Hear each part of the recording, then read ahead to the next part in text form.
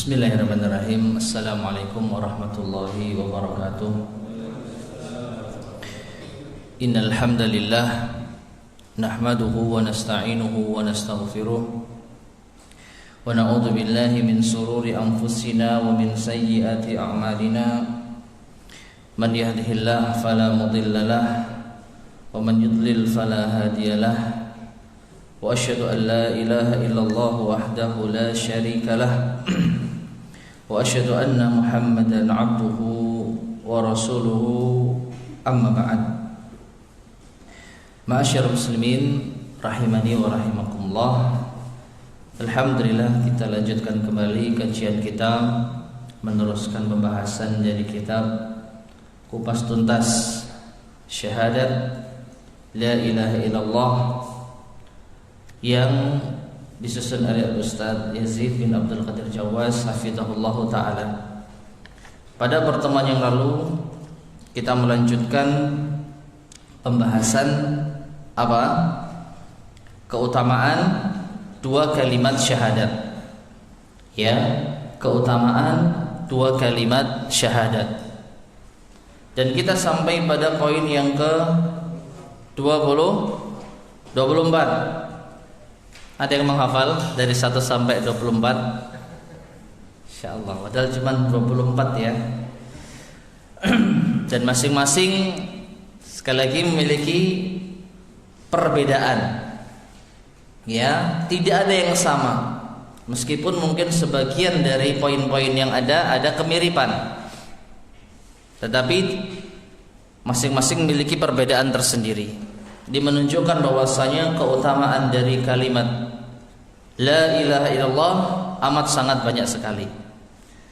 Kita langsung lanjutkan saja yang ke-24, halaman 90. Kalimat La ilaha illallah adalah zikir yang paling utama. Ke-24, di antara keutamaan kalimat La ilaha illallah adalah zikir yang paling utama. Rasulullah sallallahu alaihi wasallam bersabda, afdalud dzikri la ilaha illallah wa afdalud du'a alhamdulillah. Yang artinya zikir yang paling utama, afdal itu yang paling utama, adalah la ilaha illallah. Sedangkan doa yang paling utama adalah alhamdulillah. Hadis ini hasan, diriwayatkan oleh Imam At-Tirmidzi, Ibnu Majah dan yang lainnya. Nah, ma'asyiral muslimin rahimani wa rahimakumullah, zikir merupakan di antara ibadah yang memiliki keutamaan tersendiri. Di antaranya Allah Subhanahu wa taala berfirman, ala bizikrillahi tatmainnul qulub. Ketahuilah, dengan berzikir kepada Allah maka hati akan menjadi apa? Tenang. Di antara keutamaan zikir adalah hati menjadi tenang. Dan zikir itu sendiri secara bahasa artinya apa? Ingat. Sehingga makna zikir secara umum adalah ingat kepada Allah. Namun secara khusus telah kita ketahui bersama bahwasanya zikir adalah bacaan tertentu, kalimat-kalimat tertentu yang dibaca, yang dengannya kita beribadah kepada Allah, yang dengannya kita berharap pahala dari Allah, dan tentunya dengan itu pula lah kita mengingat Allah. Nah, bacaan zikir yang paling afdal kata Rasulullah sallallahu alaihi wasallam adalah la ilaha illallah. Dari sini maka dengan kita mengucapkan la ilaha illallah, kita telah apa? Mengucapkan zikir yang paling utama, mengucapkan zikir yang paling afdal. Dan membaca la ilaha illallah dalam hadis ini tidak disebutkan berapa kali jumlahnya. Ini menunjukkan silahkan kita berzikir dengan membaca la ilaha illallah sebanyak-banyaknya. Tidak ada batasan, bilangan-bilangan tertentu. Dan inilah yang kita fahami dari apa yang dijelaskan oleh para ulama kita zikir selama perintahnya itu umum dan tidak dibatasi oleh bilangan dan hitungan tertentu, maka kita pun juga tidak boleh membatasinya, kecuali ada keterangan khusus tersendiri. Misalnya Rasulullah memerintahkan ini dibaca 3 kali, ini dibaca 10 kali, atau ini dibaca 100 kali, maka kita amalkan sebagaimana yang dijelaskan oleh Rasulullah sallallahu alaihi wasallam. Maka zikir yang paling afdal adalah la ilaha illallah. Sedangkan doa yang paling afdal adalah alhamdulillah. Apa maknanya? Padahal alhamdulillah ini kalau kita lihat juga termasuk zikir. Alhamdulillah artinya apa? Alhamdulillah segala puji bagi Allah. Apa maknanya? Mengapa ini disebut sebagai doa? Kenapa? Pujian untuk Allah. Lalu kaitannya dengan doa apa? Wallahu a'lam bishawab. Ada yang menerangkan di antara para ulama kita 2 makna. Makna yang pertama, ya, kita mengucapkan alhamdulillah ini pada hakikatnya kita bersyukur atas nikmat Allah, kan begitu ya. Kalau kita dapat nikmat, cara kita bersyukur pertama kali dengan lisan kita ucapkan alhamdulillah. Alhamdulillah ya, saya dapat gaji bulan ini. Alhamdulillah saya telah menikah ya. Alhamdulillah saya telah mendapatkan rezeki. Alhamdulillah saya kemarin bisa melakukan ini dan melakukan itu. Nikmat dengan mengucapkan alhamdulillah. Nah, alhamdulillah ini adalah wujud syukur kita tatkala kita mendapatkan nikmat. Sedangkan Allah Subhanahu wa taala berfirman di ayat yang lainnya, la in syakartum la azidannakum wa la in kafartum inna azabi lasyadid. Ya, jika kalian bersyukur maka akan aku tambah nikmatku, kata Allah. Namun jika kalian kufur, ingat siksaku amatlah pedih. Sehingga orang yang ketika memuji Allah alhamdulillah sebagai wujud rasa syukur atas nikmat yang Allah berikan kepadanya, seakan-akan dia berdoa, ya Allah tambah lagi nikmat itu ya Allah. Ya, bisa dipahami? Kita mengucapkan alhamdulillah, ini wujud syukur kita kepada Allah. Dan kita ingat kalau kita bersyukur akan ditambah nikmatnya oleh Allah. Nah, ini makna yang pertama dari penjelasan para ulama kita. Dan makna yang kedua di antara penjelasan para ulama kita, ini kembali kepada nama ayat yang pertama kali ketika kita membaca surat Al-Fatihah. Apakah itu? Ayat pertama atau ayat kedua kalau tidak memasukkan basmalah? Alhamdulillahi Rabbil Alamin. Jadi yang dimaksud doa yang paling utama adalah doa yang ada di dalam surat Al-Fatihah. Apa doa itu? Doa di dalam surat Al-Fatihah.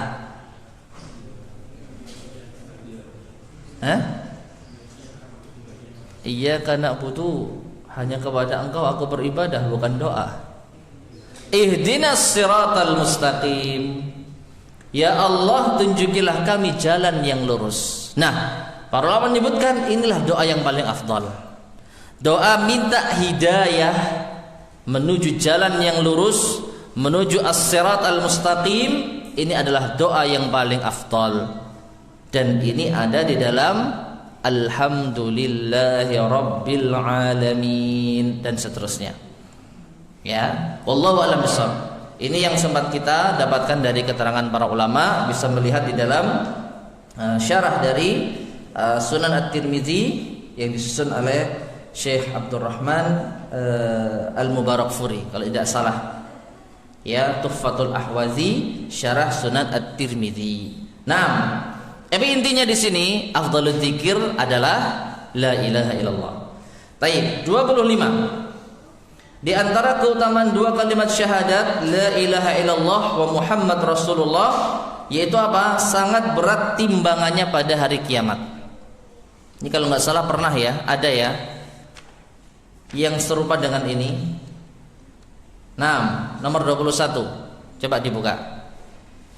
Mirip ya? Kalimat syahadat la ilaha illallah lebih berat dalam timbangan daripada 7 lapis langit dan bumi. Ya, lebih berat dalam timbangan daripada 7 lapis langit dan bumi. Bagaimana itu? Kalau bumi 7 lapis diletakkan di satu timbangan, kemudian langit diletakkan di satu timbangan, dua-duanya diletakkan satu timbangan, la ilaha illallah di daun timbangan yang lainnya, maka lebih berat la ilaha illallah. Dan ini sudah kita bahas di poin 21. Nah, 25 hadisnya berbeda. Diriwayatkan dari Abdullah bin Amr radhiyallahu anhuma dalam sebuah hadis yang panjang. Di dalamnya disebutkan bahwa Rasulullah sallallahu alaihi wasallam bersabda, Innallaha azza wa jalla yastakhlisu rajulan min ummati ala ru'usil khalaiqi yaumal qiyamah. Sesungguhnya Allah azza wa jalla akan mengentaskan seseorang dari umatku ini di hadapan ya para makhluk di hari kiamat nanti. Ya, di atas atau dari seluruh para makhluk pada hari kiamat nanti. Fayanshuru alaihi tis'atan wa tis'ina sijillan. Lalu dibentangkan kepadanya 99 catatan amal. Kullu sijillin maddul basari. Setiap satu lembar catatan amal itu sejauh mata memandang. Artinya satu catatan itu apa? Pewanjang. Ya, catatan kita paling banter berapa senti ini? 30 senti. Atau mungkin kalau folio berapa? Double folio berapa? Ya, entah kalau catatannya arsitek 1 peta di bawah mungkin ya. Nah ini sejauh mata memandang catatan 1 lembar, sweat gitu. Nah kemudian, thumma yaqulu lahu atunkiru min hadza syai'an. Allah berkata kepada hambanya, apakah atau ada yang berkata kepada hambanya, mungkin dari malaikat Allah, wallahu alam. Apakah engkau mengingkari catatan ini sedikit pun juga? Ya, adzalamatka katabatil hafizun, apakah para penulisku, ya, para penjaga yang menulis catatan ini mendolimimu, wahai hambaku? Oh, ini yang berkata berarti Allah Subhanahu wa taala. Karena hamba ini mengatakan la ya Rabb. Qala la ya Rabb. Hamba ini berkata, tidak wahai Tuhanku. Fayaqul, maka Allah pun berkata, alaka udrun aw hasanatun, apakah engkau memiliki uzur atau suatu kebaikan? Fa yuhbatur rajul, maka orang ini pun apa? Terdiam. Fayaqul la ya Rabb, setelah itu dia berkata, tidak wahai Tuhanku. Artinya enggak punya uzur. Ini semua telah kuakui, catatan yang telah dicatat oleh para penulis takdirmu ini telah aku akui. Fayaqulu bala, ya, maka ia pun apa? Mengatakan bala. Allah Subhanahu wa taala mengatakan bala. Bahkan engkau punya kebaikan. Innalaka indana hasanatan wahidatan. Sesungguhnya engkau memiliki kebaikan 1. La dzulmal yauma 'alaika, dan tidak ada kezaliman pada hari ini kepadamu. Fatukhraju lahu bitaqatun, maka dikeluarkan baginya 1 kartu. Ya, 1 kartu. Ya, bitaqah diartikan kartu ya. 6, sebuah kartu. 6. Fiha, di dalam kartu tersebut tertulislah asyhadu an la ilaha illallah wa anna muhammadan abduhu wa rasuluh. Fayaqul, kemudian dikatakan ahdiruhu, fayaqul, ya, hadirkanlah ia. Maka orang ini pun berkata, ya Rabbi, ma hadhil bitaqatu, ma hadhihi sijillat. Wahai Tuhanku, apakah kartu ini? Atau kartu apakah ini? Dan catatan-catatan lembaran apakah ini? Fayuqal, maka dikatakan kepadanya, innaka la tuzlam, sesungguhnya engkau tidaklah terzalimi. Qal fatudau sijillatu fi kiffatin. Maka catatan yang jumlahnya berapa tadi? 99. Satu lembar catatan berapa panjangnya? Sejauh mata memandang. Ya, 99 tumpuk sejauh mata memandang. Ini diletakkan di satu daun timbangan. Ya, diletakkan di satu timbangan. Qal fatashatis sijillat wa thaqulatil bitaqah. Maka timbangan ini, catatan-catatan ini naik. Dan beratlah satu kartu itu tadi. Artinya 99 catatan hamba tadi itu ketika ditimbang dengan satu kartu yang di dalamnya ada la ilaha illallahnya, jomplang. Lebih berat la ilaha illallah. Maka Allah pun berkata wala yafqulu syai'un bismillahirrahmanirrahim. Ya, tidak ada sesuatu pun yang lebih berat daripada nama Allah yang Maha Penyayang lagi Maha Pengasih, lagi Maha Pemurah. Hadis ini sahih, diriwayatkan oleh Imam Ahmad. Nah, ma'asyiral muslimin rahimani wa rahimakumullah, ini menunjukkan bahwasanya jangan meremehkan la ilaha illallah. Dan zahir dari kejadian seorang hamba ini menunjukkan bahwasanya hamba ini begitu sadar atas dosa yang mungkin ia lakukan. Dia tidak mengingkari satupun catatan takdir, catatan amalnya yang zahirnya amal yang tidak baik. Ya, sehingga dia pun merasa gundah ketika Allah bertanya, alaka udrun aw hasanah? Apakah kamu punya uzur melakukan amal buruk ini? Apakah kamu punya satu amal kebaikan untuk pembandingnya? Maka hamba tadi mengatakan, la ya Rabb, enggak punya. Ini menunjukkan dia mengakui dia adalah orang yang berdosa. Dia orang yang mengerjakan amal-amal yang tidak saleh. Sehingga nampaknya dia putus asa. Tetapi ternyata Allah Subhanahu wa taala keluarkan satu kartu yang di situ terdapat la ilaha illallah. Inilah kebaikanmu wahai hambaku, kata Allah. Coba ditimbang. Dan setelah ditimbang ternyata la ilaha illallah lebih berat dibandingkan dengan 99 catatan amalnya. Maka jangan remehkan la ilaha illallah. Dengan syarat la ilaha illallah itu harus menghunjam di dalam hati kita. Bagaimana caranya? Tidak bosan-bosan untuk kita mempelajarinya. Tidak bosan-bosan bagi kita untuk mengajarkannya dan juga mengamalkannya. Taib. Ke-26. Di antara keutamaan la ilaha illallah adalah kalimat syahadat la ilaha illallah adalah sebaik-baik doa yang diucapkan oleh para nabi dan rasul alaihimussalam. Ya. Tadi padahal apa? Nomor 23 tadi, 24. Sebaik-baik zikir la ilaha illallah, sebaik-baik doa alhamdulillah. Tapi di nomor 26 ini apa? Sebaik-baik doa adalah syahadat la ilaha illallah. Kita bacakan. Rasulullah sallallahu alaihi wasallam bersabda, sebaik-baik doa adalah doa pada hari Arafah. Afdhalut doa yaumi Arafah.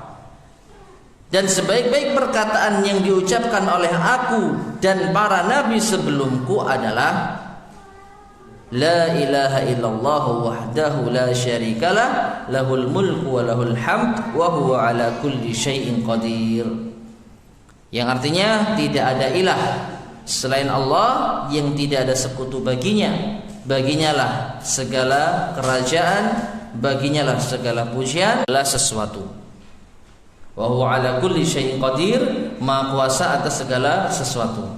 Nah, ma'asyiral muslimin rahimani wa rahimakumullah, hadis ini diriwayatkan oleh Imam Tirmidzi dengan sanad yang hasan. Nah, dari hadis ini wallahu a'lam bishawab, ya, Al-Ustaz menuliskan bahwasanya kalimat syahadat adalah doa yang diucapkan oleh para nabi dan rasul. Sebenarnya melalui lafaz hadis disebutkan apa? Afdhalud doa yaumi Arafah. sebaik-baik doa adalah doa yang diucapkan di hari Arafah. Nah ini. Namun sebaik-baik ucapan wa afdalu ma, ya, sebaik-baik ucapan yang diucapkan oleh para nabi dan diucapkan olehku dan oleh para nabi sebelumku barulah ini, la ilaha illallah wahdahu la syarikalah. Sehingga melalui lafaz hadis sebenarnya yang masuk dalam kategori sebaik-baik doa itu adalah di waktu apa? Arafah, di padang Arafah. Adapun ucapan yang terbaik yang diucapkan oleh Nabi sallallahu alaihi wasallam dan para nabi sebelum beliau adalah la ilaha illallah. Ya, wallahu alam bisawab. Mungkin juga bisa digandengkan bahwasanya sebaik-baik doa di hari Arafah adalah doa seperti ini. Ya, intinya tidak ada pertentangan dengan hadis sebelumnya karena hadis ini menekankan waktu sebenarnya. Waktu yang terbaik untuk berdoa adalah di hari Arafah. Wallahu a'lam bishawab. 27. Di antara keutamaan la ilaha illallah adalah akan ditulis sejuta kebaikan dan akan dihapus sejuta kesalahan bagi orang yang mengucapkan doa masuk pasar yang di dalamnya terdapat kalimat syahadat. Ya. Rasulullah SAW bersabda, barang siapa yang memasuki pasar kemudian mengucapkan, ini doa masuk apa? Pasar. La ilaha illallah wahdahu la syarikalah, lahul mulku wa lahul hamdu yuhyi wa yumit, wa huwa hayyun la yamut, biyadihil khair, wa huwa ala kulli syai'in qadir. Yang artinya, la ilaha illallah wahdah, tidak ada ilah yang berhak diibadahi dengan benar selain Allah semata. La syarikalah, tidak ada sekutu baginya. Lahul mulk, baginya lah kerajaan. Walahul hamd, baginya lah segala pujian. Yuhyi wa yumit, dialah yang menghidupkan dan dialah yang mematikan. Wa huwa hayyun la yamut, dan dialah yang maha hidup, tidak apa? Tidak mati. Biyadihil khair, di tangannya lah segala kebaikan. Wa huwa ala kulli syai'in qadir, dan dia yaitu Allah maha kuasa atas segala sesuatu. Nah, siapa yang membaca doa ini ketika masuk pasar, maka Allah Ta'ala akan menuliskan sejuta kebaikan untuknya, menghapus sejuta kesalahan darinya, dan mengangkat sejuta derajat untuknya.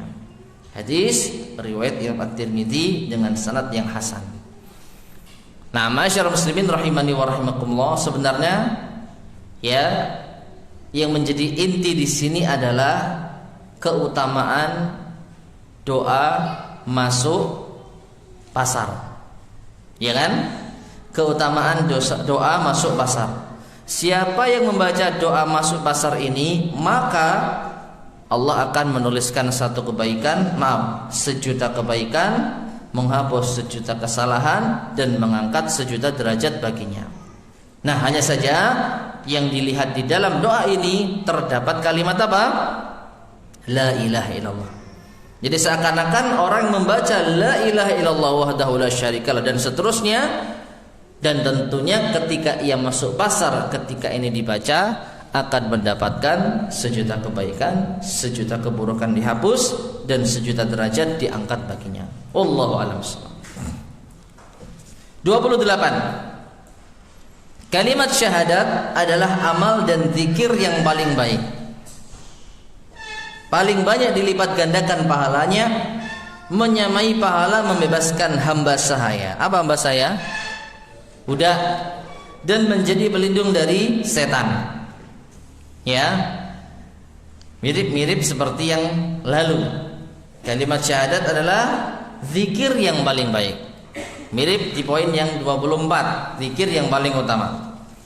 Rasulullah sallallahu alaihi wasallam bersabda, barang siapa mengucapkan kalimat la ilaha illallah wahdahu la syarikalah, lahul mulku wa lahul hamd, wa huwa ala kulli syai'in qadir, dalam sehari sebanyak 100 kali. Siapa yang membaca zikir atau doa ini sebanyak 100 kali, maka ia memperoleh pahala memerdekakan 10 hamba sahaya, 10 budak. Dituliskan 100 kebaikan baginya, dihapuskan 100 kesalahan darinya, dan dia mendapatkan perlindungan dari setan pada hari itu sampai sore hari. Dan tidak ada seorang pun yang dapat melakukan yang lebih utama daripadanya, kecuali seseorang yang melakukan lebih banyak daripada itu. Ya, dalam hal ini hadis ini diriwayatkan oleh Imam Al-Bukhari dan Imam Muslim dari sahabat Abu Hurairah radhiyallahu taala anhu. Nah, ma'asyiral muslimin rahimani wa rahimakumullah, lagi-lagi apa? Terdapat keutamaan yang besar dari membaca la ilaha illallah wahdahu la syarikalah, lahul mulku wa lahul hamdu wa huwa ala kulli syai'in qadir. Bahkan di sini ada keterangan dibaca berapa kali? 100 kali. Nah, kalau ada dalilnya kita baca 100 kali, tafadhal. Keutamaannya apa? Ia memperoleh pahala seperti memerdekakan budak. Seperti memerdekakan budak. Ya, ditulis 100 kebaikan, dihapus 100 keburukan, dan dilindungi dari godaan syaitan. Nah, ini contoh kita beragama, kita beribadah sesuai dengan tuntunan Rasulullah SAW. Kalau ada keterangan, hitungan dan bilangan, kita amalkan, tidak apa-apa 100 kali. Ini dalilnya. Tapi kalau ada amalan-amalan zikir-zikir tertentu yang tidak ada keterangan jumlah dan bilangannya, lalu kita batasi, ya, dan batasannya biasanya enggak muluk-muluk. Berapa kali? Ribuan kali. Bahkan angka yang sulit, barang saya membaca 4.444 misalnya, maka ini adalah satu hal yang diada-adakan dalam urusan agama kita. Taib 29, ya, dari nomor dari berapa ini? 35, Masya Allah, ya. Dan sekali lagi kita ingatkan apa yang dituliskan oleh Al-Ustadz Yazid di sini.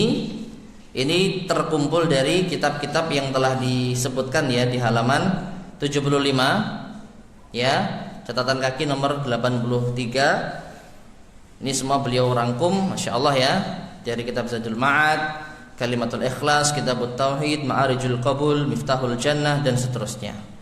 Jadi merupakan suatu upaya yang patut untuk kita syukuri.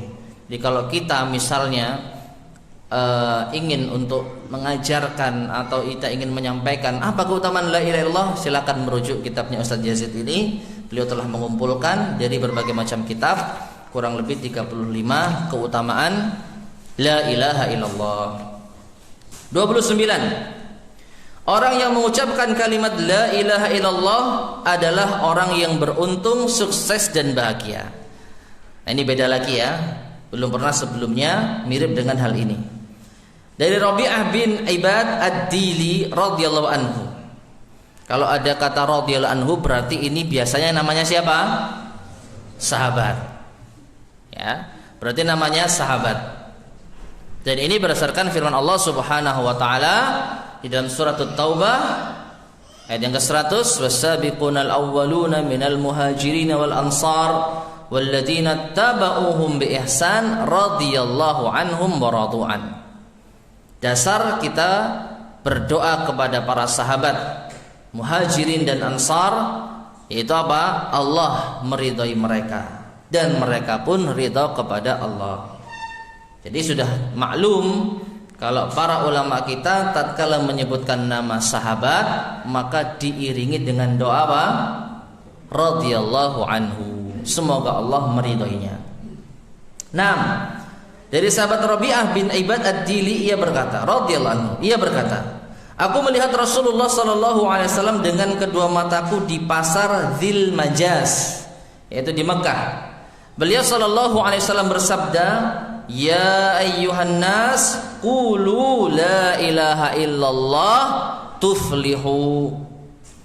Yang artinya, wahai manusia, ucapkanlah la ilaha illallah, niscaya kalian akan beruntung, sukses atau bahagia.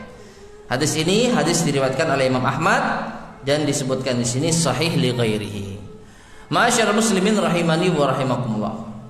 Kalau kita perhatikan hadis yang barusan kita baca ini, sungguh mungkin kita akan merasa malu ya. Bagaimana tidak? Sahabat Rabi'ah ini berkata, aku melihat Rasulullah sallallahu alaihi wasallam. Bahkan ditekankan lagi apa? Dengan kedua mataku. Di pasar Dzil Majaz.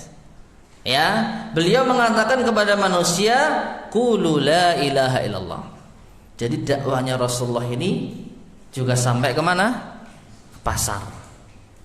Ya, dan dengan lantang beliau mengucapkan la ilaha illallah. Tuflihu, niscaya kalian akan apa? Beruntung.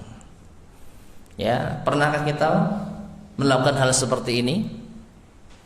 Ya, pernahkah kita mencoba untuk berbicara di hadapan manusia, entah itu di luar, ya, yang tentunya di luar masjid ya. Kalau di dalam masjid ya biasa, kita mendengarkan ceramah, kita mendengarkan khutbah. Tapi ini di pasar, mungkin di kantor, ya, suatu hal yang mungkin belum pernah kita lakukan, tapi ini dilakukan oleh Nabi kita yang mulia sallallahu alaihi wasallam.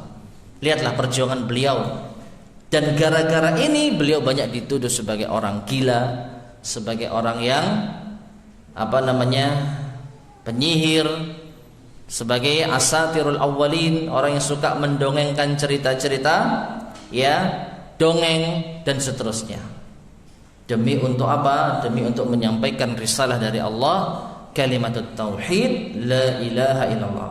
Intinya di sini Rasulullah SAW memerintahkan manusia untuk mengucapkan la ilaha illallah agar mereka beruntung.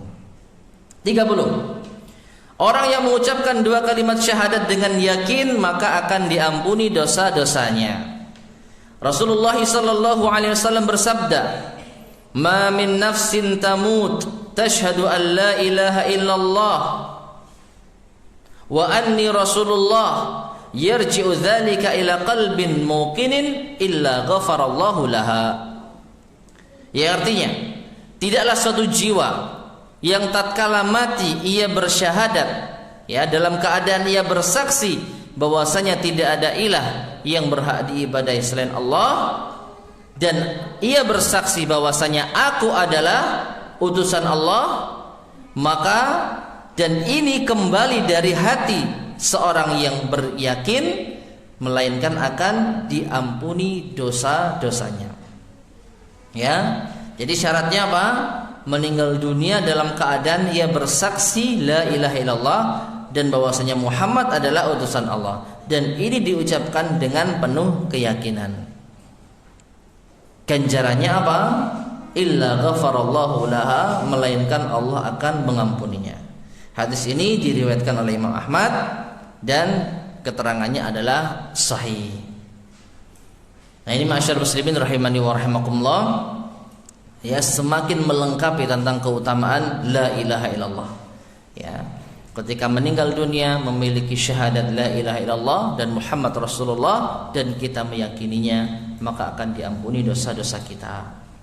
Yang ke-31, barang siapa yang bersyahadat la ilaha illallah dengan ikhlas, maka dijamin masuk surga. Rasulullah sallallahu alaihi wasallam bersabda, "Man syahida an la ilaha illallah mukhlishan min qalbihi dakhalal jannah." Barang siapa yang bersaksi bahwa tidak ada ilah yang berhak diibadahi dengan benar selain Allah, dengan ikhlas dari hatinya, maka dijamin masuk surga. Dan ini mirip-mirip seperti sebelumnya, hanya saja ada keterangan apa? Ikhlas. Ya, barang siapa yang bersyahadat la ilaha illallah ikhlas, maka dijamin akan masuk surga. 32. Kurang dikit lagi ya. Orang yang paling bahagia dengan syafaat Nabi sallallahu alaihi wasallam pada hari kiamat adalah orang yang mengucapkan la ilaha illallah dengan ikhlas dari hatinya. Rasulullah sallallahu alaihi wasallam bersabda, "As'adun nasi bi syafaati yaumal qiyamah man qala la ilaha illallah khalisan min qalbi." Yang artinya, Orang yang paling bahagia dengan syafaatku pada hari kiamat adalah orang yang mengucapkan la ilaha illallah dengan tulus ikhlas dari hatinya. Ya, orang yang paling berbahagia mendapatkan syafaat dari Rasulullah adalah orang yang mengucapkan la ilaha illallah ikhlas dari dalam hatinya. Nah, ini keutamaan yang berbeda dari sebelumnya tentang apa? Orang yang mengucapkan la ilaha illallah ikhlas di dalam hatinya. Berbicara tentang syafaat Rasulullah sallallahu alaihi wasallam tentu memiliki pembahasan tersendiri, ya, waktu yang tersendiri. Namun yang pasti syafaatnya Rasulullah sallallahu alaihi wasallam di sini adalah syafaat yang benar-benar diharapkan oleh semua orang yang beriman. Ya, semua orang yang beriman pasti ingin mendapatkan syafaatnya Rasulullah sallallahu alaihi wasallam. Dan Nabi sallallahu alaihi wasallam pun akan memberikan syafaat bagi siapa? Di antaranya bagi para pelaku dosa besar. Ya, yaitu Rasulullah SAW akan memberikan syafaat kepada mereka agar Allah Subhanahu wa taala mengampuni dosa mereka. Ya, dan ini pembahasan yang sangat panjang. Namun intinya kita juga bisa insyaallah mengharapkan syafaat dari Rasulullah, dan tentunya dengan kita mengucapkan la ilaha illallah ikhlas di dalam hati kita. Yang ke-33, kalimat syahadat adalah sebab dikabulkannya doa. Ya, kalimat syahadat adalah sebab dikabulkannya doa. Diriwayatkan dari Abdullah ibn Buraidah al-Aslami dari ayahnya radhiyallahu anhuma, ia mengatakan Rasulullah sallallahu alaihi wasallam mendengar seseorang berdoa dengan mengucapkan, Allahumma inni as'aluka bi anni asyhadu annaka antallah la ilaha illa ant al-ahadus samadul ladzi lam yalid wa lam yulad wa lam yakul lahu kufuwan ahad. Ya.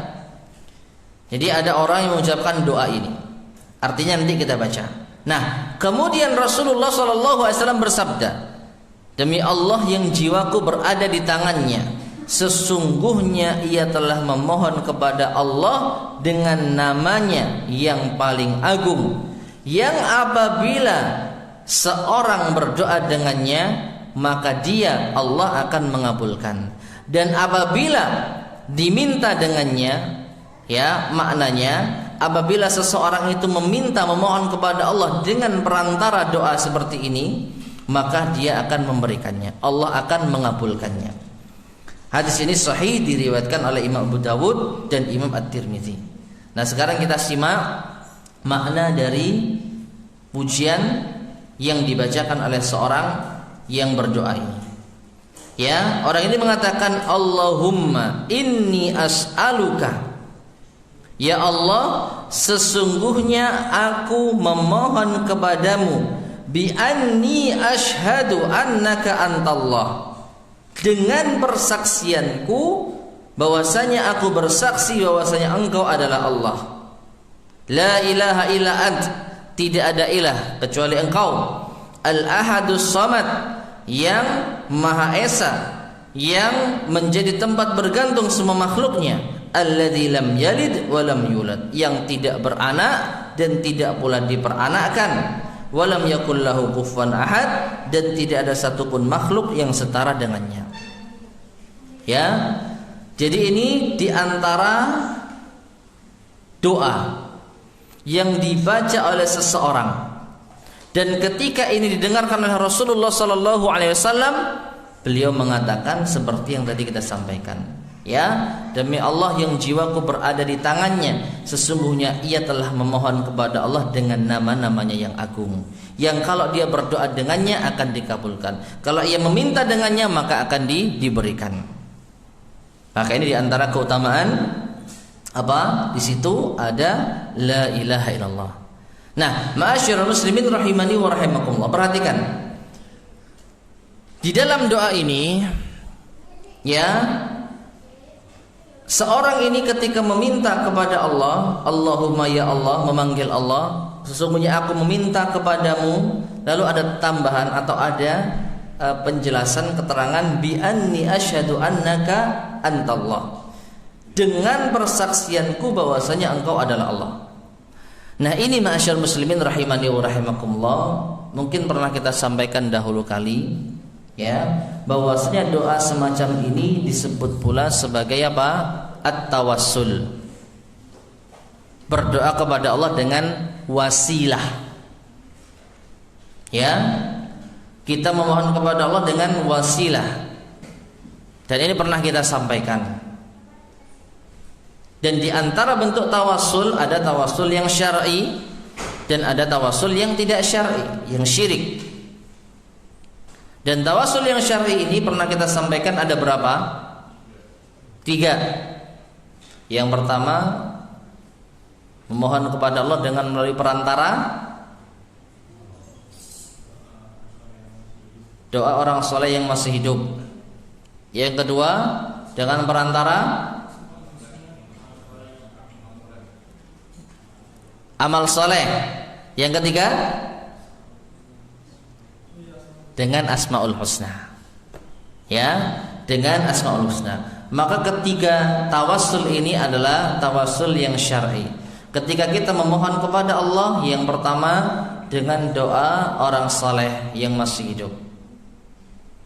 Wahai ustaz, wahai syekh, tolong doakan saya agar saya mendapatkan ini dan itu. Nah, ini kita bertawassul. Bertawassul karena kita enggak doa secara langsung. Karena yang mendoakan kita siapa? Orang saleh yang masih hidup.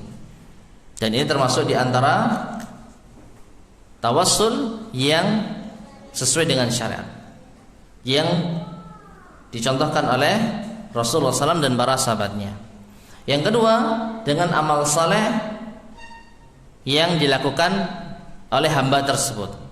Ya Allah, aku mohon kepadamu, kabulkanlah doaku ini karena aku dahulu pernah beramal soleh ini dan beramal soleh itu.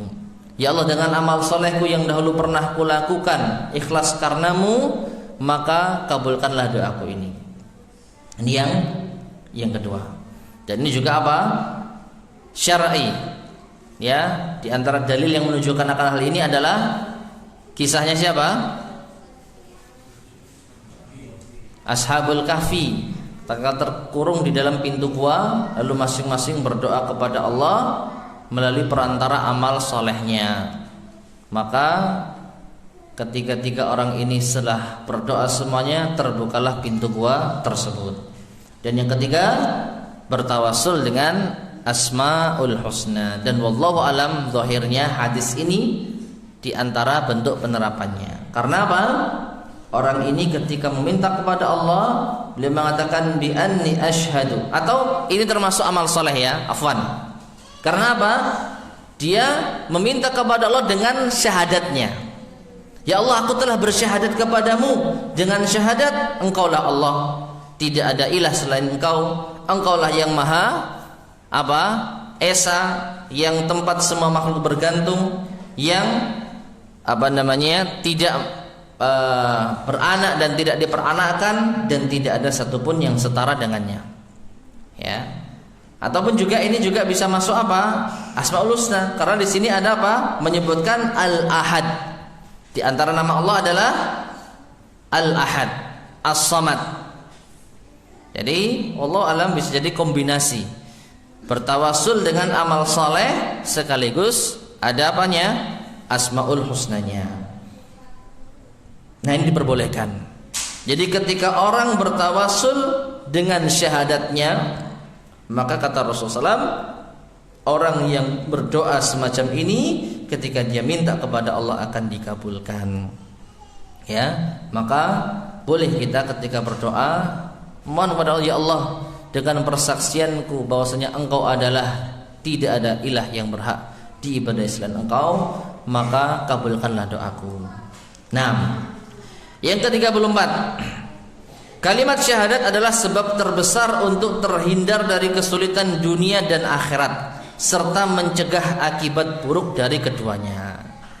Ya, perhatikan.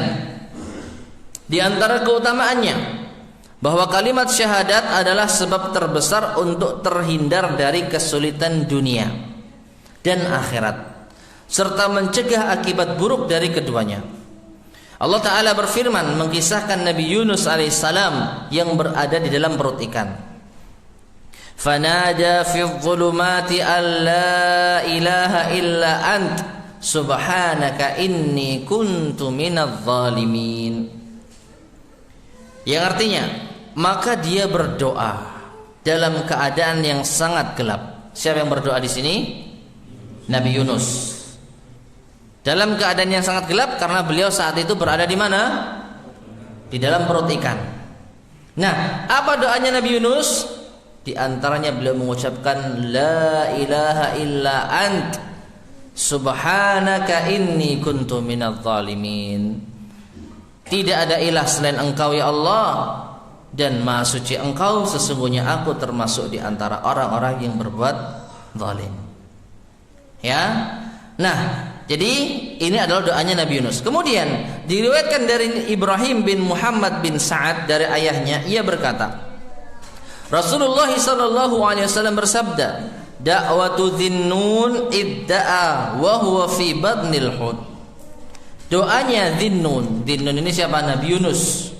Ya, tatkala ia berada di perut ikan, la ilaha illa ant subhanaka inni kuntu minadh dhalimin. Ya, doanya Nabi Yunus ini, fa innahu lam yad'u biha rajulun muslimun fi syai'in qad illa istajaballahu lah.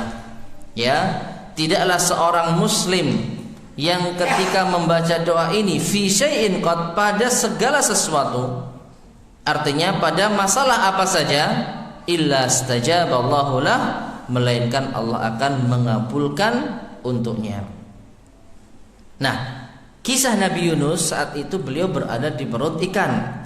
Lalu beliau berdoa dengan doa semacam ini, lalu Allah pun kabulkan doa tersebut, sehingga Allah pun mengeluarkan Nabi Yunus dari perut ikan. Inilah yang dimaksud apa?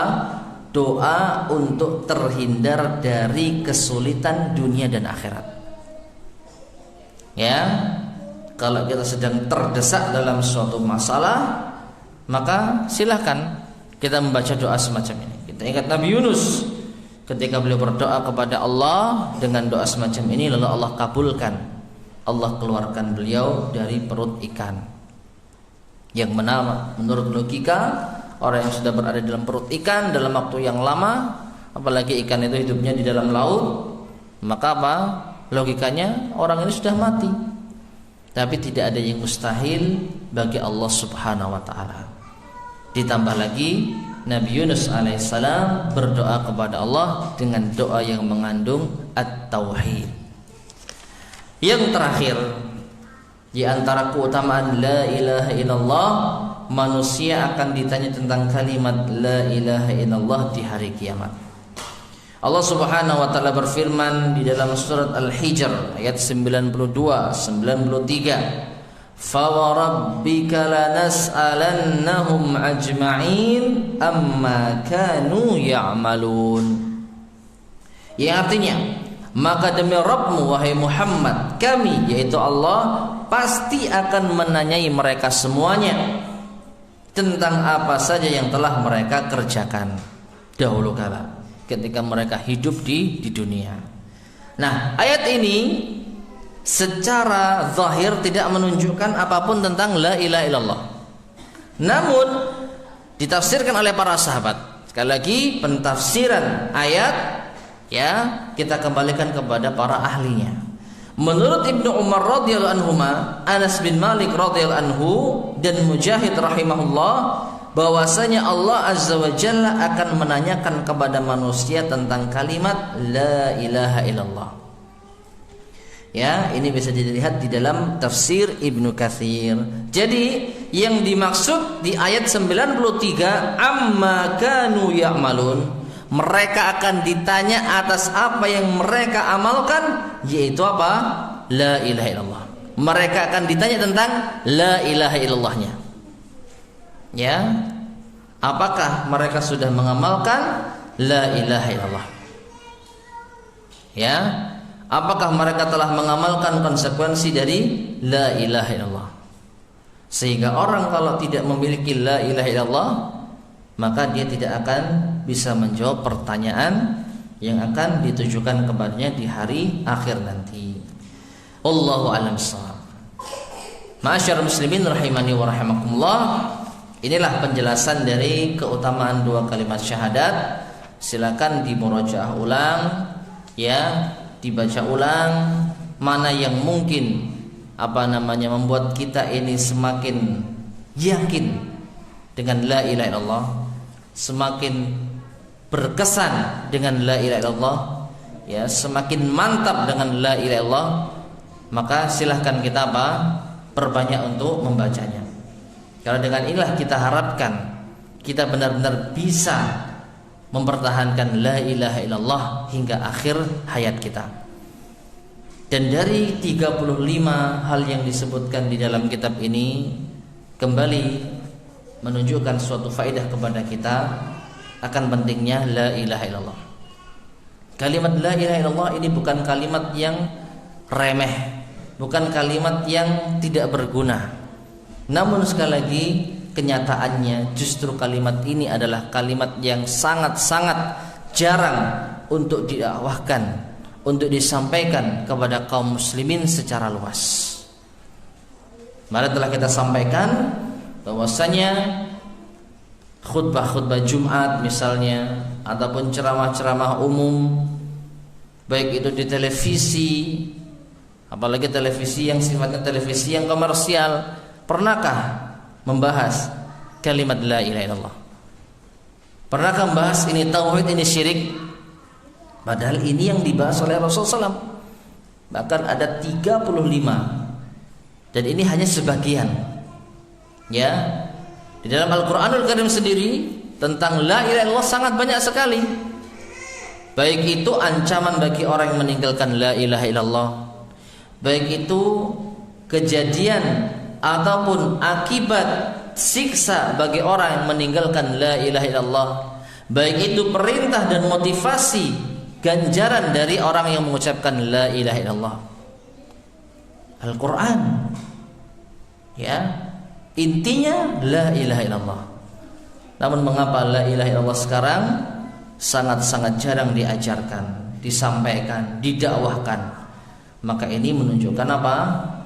Kurangnya kaum muslimin perhatian mereka terhadap la ilaha illallah. Maka kalau bukan kita, siapa lagi?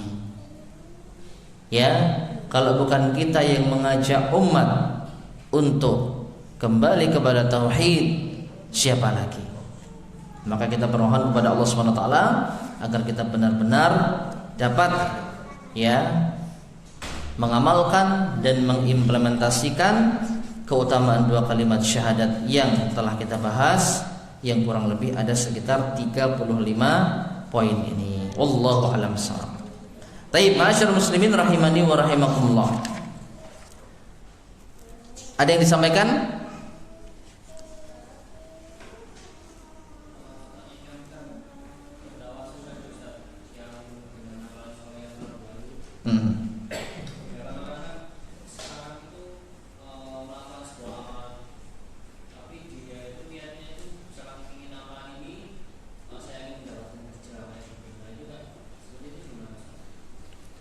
Adakah dalilnya?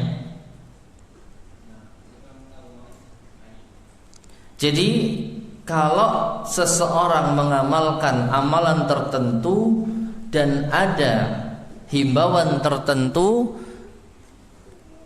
ada dalilnya maksudnya, maka silahkan. Contoh, di antara keutamaan menyambung tali silaturahim, man ahabba an yubsata lahu fi rizqihi wa an yunsha'a lahu fi umurihi falyasil rahimah. Ada dalilnya. Barang siapa yang ingin untuk dipanjangkan umurnya, diluaskan rizkinya, maka hendaknya ia menyambung tali silaturahim. Wah, saya ingin rezeki saya bertambah, saya ingin umur saya panjang, maka saya menyambung tali silaturahim. Boleh, karena ada dalilnya secara khusus. Ya, Adapun amalan-amalan yang tadi disebutkan, apakah amalan tersebut dan apakah dalilnya?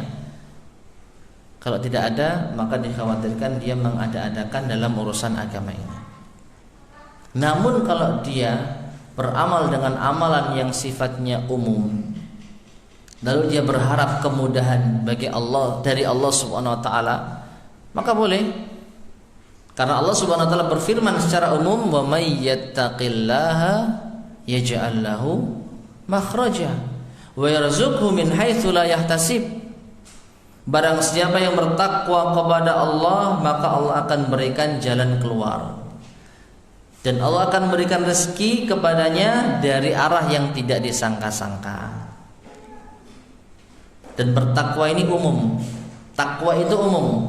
Ya, secara singkat, mengerjakan perintah Allah sesuai dengan tuntunan Allah dan Rasulnya, ikhlas, ya, mengharap darinya. Jadi kalau kita beramal suatu amal ketaatan, kita niatkan, ya Allah, ini takwa, ya Allah. Ya, aku berharap ini termasuk ketakwaanku kepadamu, ya Allah. Maka dengannya aku berharap aku mendapatkan rezeki dari arah yang tidak disangka-sangka, boleh. Ya, karena dia berniat amalan ini merupakan suatu ketakwaan, dan orang yang bertakwa akan diberikan rezeki dari arah yang tidak disangka-sangka. Ya, mungkin seperti itu. Wallahu a'lam bishawab. Ya. Ya. Saya beberapa hari yang lalu membaca sebuah artikel di Al-Masad tentang masalah kubur. Itu dinukil sebuah hadis dari Sahih Bukhari nomor 7067 dan Sahih nomor 7157. Hadisnya kurang lebih berbunyi dari Arabnya.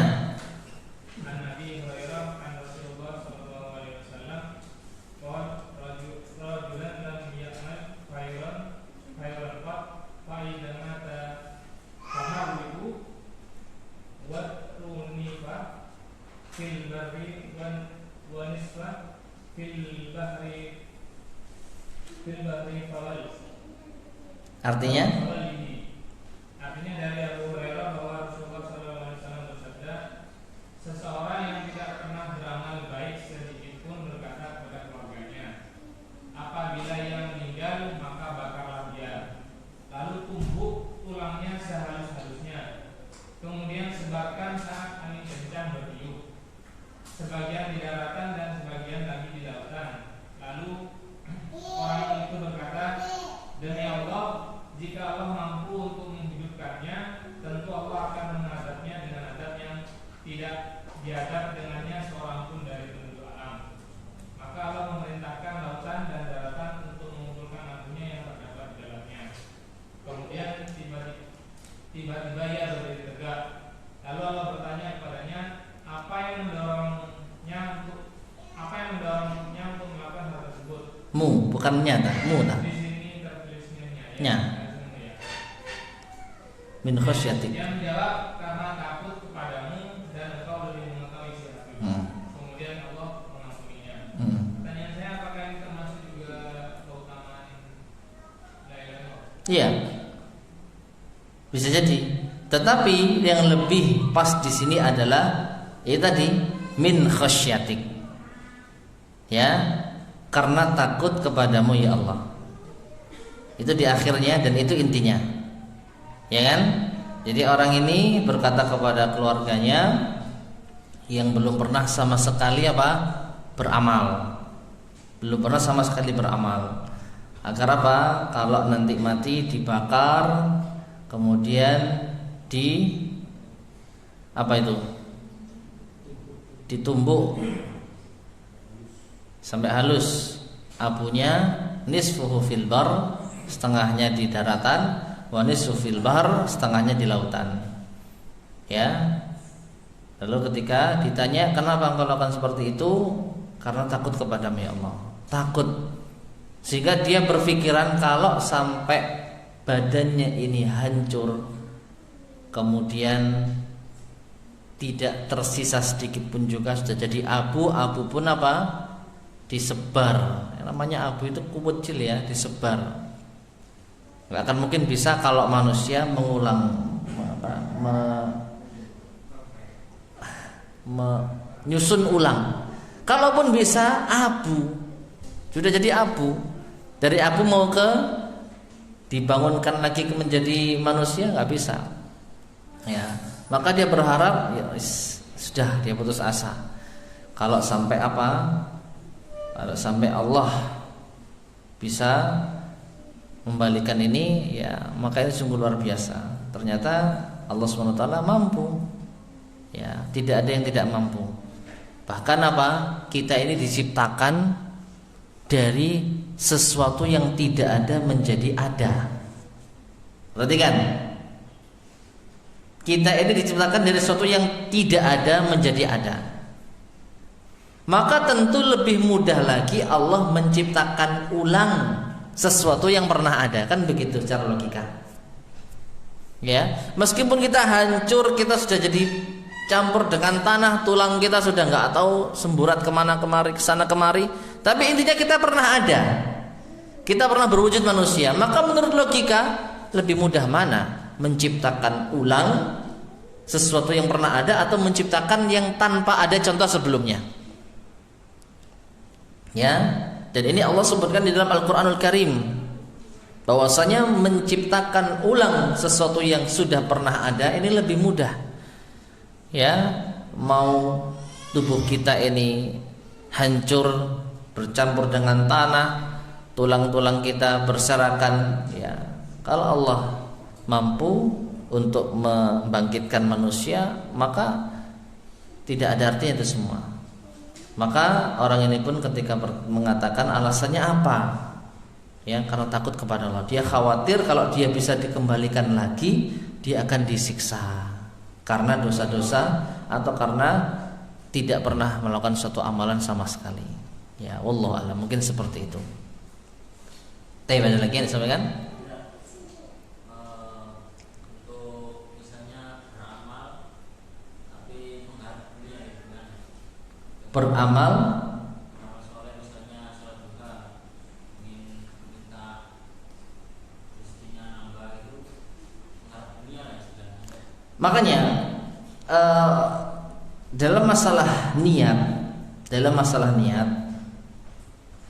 tentang amal soleh diperinci, wallahu a'lam bishawab. Kalau dia niatnya itu ikhlas lillahi ta'ala secara asal, yang menggerakkan dia untuk mengerjakan salat Allah, maksudnya dia tujuan dia Allah, tetapi dari amal soleh ini dia juga mengharapkan sisi lain, mengharapkan pahala yang lainnya, keutamaan yang lainnya, maka kalau sejauh ini tidak mengapa. Ya, jadi dia termotivasi untuk mengerjakan amal soleh, katakanlah berdasarkan ayat yang tadi, barang siapa yang bertakwa kepada Allah, Allah berikan jalan keluar. Ini bukankah ini minta dunia? Tapi kan dilandasi dengan takwa, artinya tetap dia ikhlas. Ya, dia tetap sadar ini perintah Allah, ini merupakan ketaatan. Maka ikhlas kepada Allah. Hanya saja dia ada keinginan, ya, tambahan. Jadi sekedar tambahan. Kalaupun nggak diberi Allah, ya sudah. Ini bedanya. Kalau orang itu niatnya hanya dunia, begitu nggak dikasih sama Allah, nggak melakukan ibadah lagi. Nah, itu bedanya. Ya, mengerjakan, contoh ini contoh. Kan dulu pernah ada ya suatu masjid yang memberikan motivasi kepada jamaahnya yang rajin sholat subuh dihadiahi apa? Umroh gitu ya. Langsung robami masjidnya. Nah ini orang yang ikhlas, dia termotivasi, semoga dapat umroh. Tapi tetap lillahi ta'ala, berangkat ke masjid, ya, tetap apa? Tetap lillahi ta'ala, tapi dia berhadap semoga saya beruntung dapat umrah. Nah, kalau orang itu ikhlas, ketika ternyata namanya tidak tercantum di dalam pemenang lomba tersebut, lomba ya, pemenang apa? Pemenang dari program tersebut, maka dia tidak berputus asa dalam artian, lah apa aku sholat subuh, misalnya gitu. gak sholat subuhan, akhirnya dia tinggalkan ibadah. Nah kalau semacam ini, maka bisa jadi dia niatnya tidak lillah sama sekali. Ketika tidak mendapatkan apa yang ia harapkan, sudah berhenti ibadahnya. Tapi kalau orang ini ikhlas, ya belum takdirnya.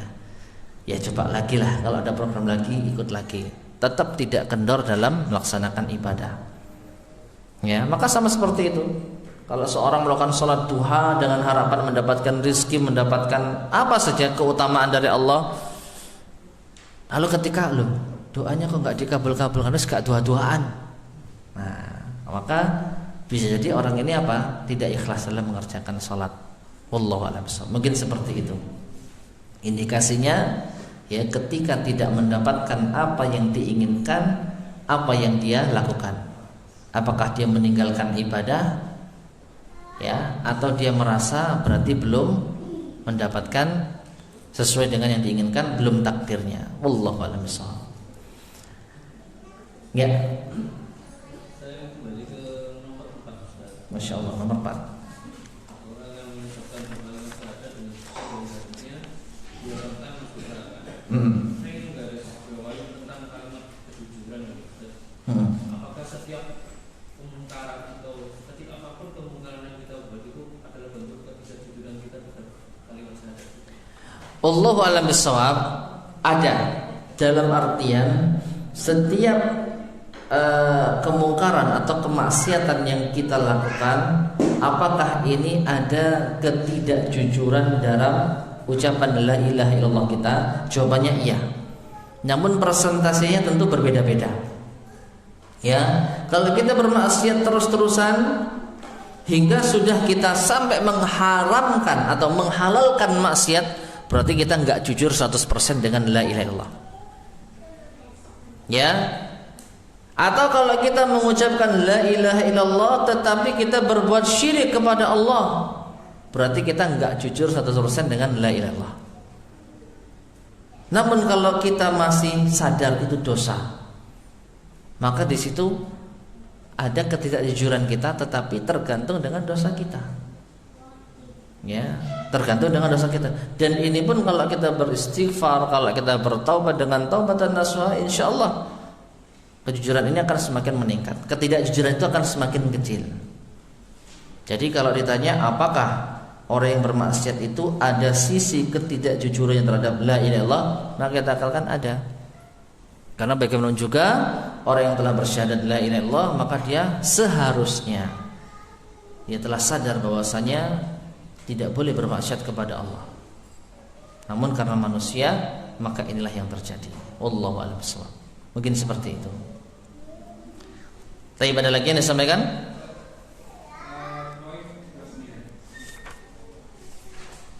Ya.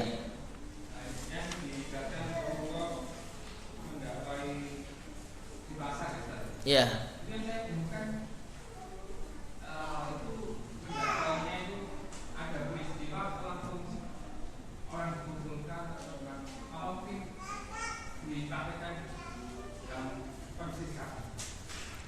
Kondisi sekarang maksudnya gimana? Gimana maksudnya? Kalau ini kan seolah-olah terus Rasulullah menyampaikan atau langsung spontan. Allahu a'lam bishawab.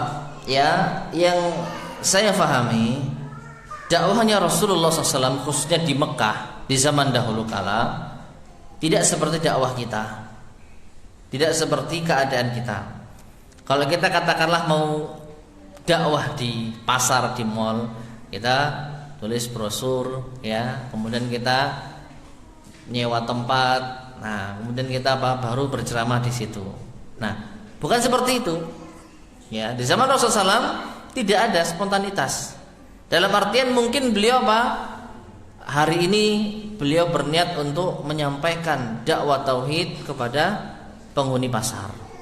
Besok mungkin kepada desa sana, besok mungkin ke desa sini. Ya.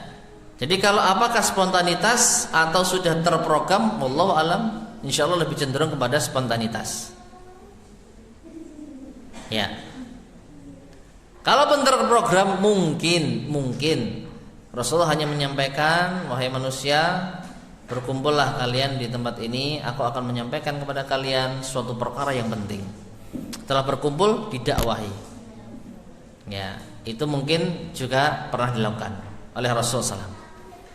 Wallahu a'lam bishawab. Mungkin seperti itu. Tapi pada lagi yang disampaikan? Ya. Ya.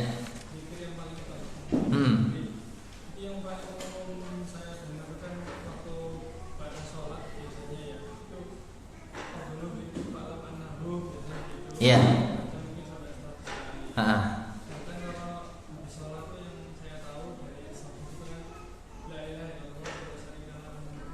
Ya.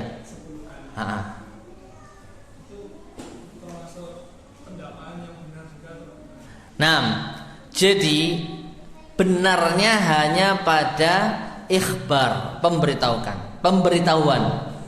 Ya. Kalau ini disampaikan dalam rangka memberitahu, ketahuilah, kan artinya begitu. Ya, afdaludz dzikri fa'lam annahu la ilaha illallah. Ini sebenarnya apa? Pemberitahuan. Ya. Zikir yang paling afdal, wahai para jamaah, ketahuilah zikir itu adalah la ilaha illallah. Ini cara pemberitahuan. Adapun secara pengamalan ya tentu keliru. Karena sesuai dengan tuntunan Rasulullah SAW, ketika beliau selesai sholat, beliau terlebih dahulu membaca apa? Istighfar. Kemudian Allahumma antas salam, minkas salam, tabarakta ya dzal jalali wal ikram, dan seterusnya. Beliau berzikir la ilaha illallah wa la syarika lahu, lahul mulku wa lahul hamdu wa huwa ala kulli syai'in qadir. Kemudian subhanallah walhamdulillah, Allahu akbar. Ya. Nah ini, sehingga kalau kita kembalikan kepada apakah amalan ini sesuai dengan tuntunan, kalau dilakukan selesai sholat tentu tidak. Tapi benar yang dikatakan bahwasanya afdhaludz dzikr adalah la ilaha illallah. Jadi sampai pada statementnya itu benar, karena ini dalilnya afdhaludz dzikri la ilaha illallah. Tapi secara pengamalan ini diletakkan ketika selesai sholat, keliru. Ya, keliru. Mungkin seperti itu. Wallahu a'lam bishawab. Tapi ada lagi yang disampaikan? Jika tidak ada, kita akhiri sekian. Kurang lebihnya saya mohon maaf. Semoga bermanfaat. Subhanakallahumma bihamdika, asyhadu an la ilaha illallah wa anta astaghfiruka wa atubu ilaik. Walhamdulillahirabbil alamin. Assalamualaikum warahmatullahi wabarakatuh.